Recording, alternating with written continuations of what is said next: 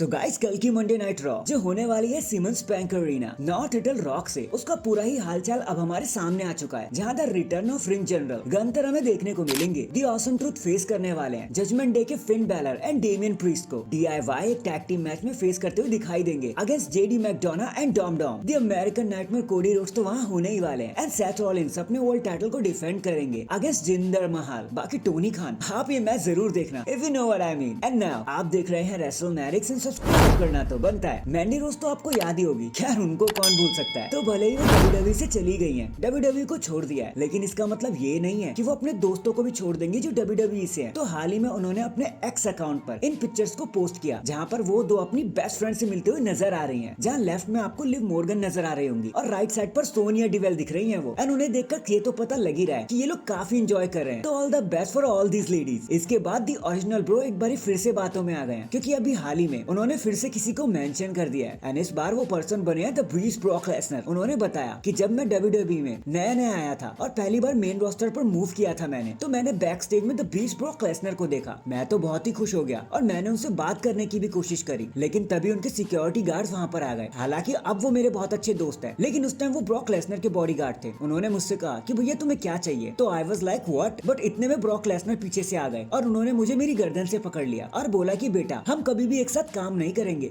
Mark my words. And मैं तो उसी टाइम ही समझ गया था कि शायद कुछ गलत ही हो गया है। वैसे रिडल, अच्छा हुआ तुमने आगे कुछ नहीं कहा, वरना हमारे बीच ब्रॉक लेसनर और भी बहुत कुछ कर सकते हैं, क्योंकि वो वही करते हैं जो उन्हें करना होता है, कोई भी उन पर कॉन्सिक्वेंसेस लेके नहीं आता। और तो और रुको जरा सब्र कर लो। मैट रिडल ने अपनी बातों में किसी और को भी शेयर कर दिया। उन्होंने कहा कि द वाइपर रेंडी ऑर्टन के साथ मेरे रिलेशंस वैसे नहीं थे जैसे आपको लग रहा है। पहली बार जब मैंने उन्हें देखा था बैक स्टेज में, तो मुझे पता लग गया था कि वो मुझे बिल्कुल पसंद नहीं करते। वो बैक स्टेज में सबको ग्रीट कर रहे थे, लेकिन मैंने उन्हें परेशान करने के बारे में नहीं सोचा, मुझे लगा उन्हें बुरा लग जाएगा। बट स्टिल हमारा इंटरेक्शन तो हुआ, वो काफी अजीब था, लेकिन उसके बाद उन्होंने मुझे कूल भी कहा। और देखो फिर क्या हुआ, वही सेगमेंट ने हमें कहां तक लेके आ गया। हम साथ में टैग टीम मैच में भी रहे और हमें टैग टीम चैंपियनशिप जीतने का भी मौका मिला। दुनिया ही हिला दी हमने तो। दुनिया का तो पता नहीं रिडल भाई, लेकिन आजकल जिस तरीके से आप बातें बोल रहे हो ना, आपने WWE यूनिवर्स को जरूर हिला दिया है। देखते हैं अब आगे आप किसे मेंशन करते हो। इन दी एंड अब जरा इसे ध्यान से सुनना। अगर आप अमेरिकन नाइटमेयर कोडी रोड्स के फैन हो, तो आपको थोड़ा नहीं अभी बहुत ज्यादा वेट करना पड़ेगा, क्योंकि शायद इस साल भी कोडी रोड्स अपनी कहानी को खत्म नहीं कर पाएंगे, क्योंकि the rock and रेंडी Orton and CM पंक के आ जाने से बहुत सारी चॉइसेस मिल गई हैं अब WWE को। अब वो किसी एक पर होकर डिपेंड नहीं हो रही। एंड अब उनका प्लान तो ये भी है कि इस साल the American Nightmare Cody roads को हील बना दिया जाए। एंड हो सकता है कि वो द रॉक एंड रेंडी ऑर्टन में से किसी एक पर ब्लाइंड साइडेड अटैक करते हुए नजर आ जाए in order to be a heel superstar. वैसे ये प्लान्स उनके लिए काफी पहले से ही आ रहे थे कि WWE उनको हील बनाना चाहती है। सो ये कुछ ऐसा ही होगा कि रोमन रेंस द रॉक के साथ मेन इवेंट करेंगे and रेंडी Orton versus Cody Rhodes WrestleMania night 1 में हमें देखने को मिलेगा। बट ये तो इनिशियल प्लान्स है यार, देखते हैं हाल फिलहाल में WWE और क्या इनके लिए करेगी। देखते हैं स्टोरी लाइन अब कैसे अनफोल्ड करती है द अमेरिकन नाइटमेयर के लिए। So that is it guys. देखो अभी के लिए तो बस इतना ही। आप मुझे बताना कोडी रोड्स को क्या करना चाहिए, द रॉक को मारना चाहिए, रेंडी ऑर्टन को मारना चाहिए, CM पंक को चैलेंज करना चाहिए, सेथ रॉलिंस को करना चाहिए, या फिर रॉयल रंबल को जीतना चाहिए? कमेंट करके जरूर बताना। एंड चैनल पर नया है तो चैनल को जल्दी से लाइक एंड सब्सक्राइब कर दो। बाकी मैं मिलता हूँ आपसे किसी और अपडेट के साथ, तब तक के लिए अपना ख्याल रखें और खुश रहें।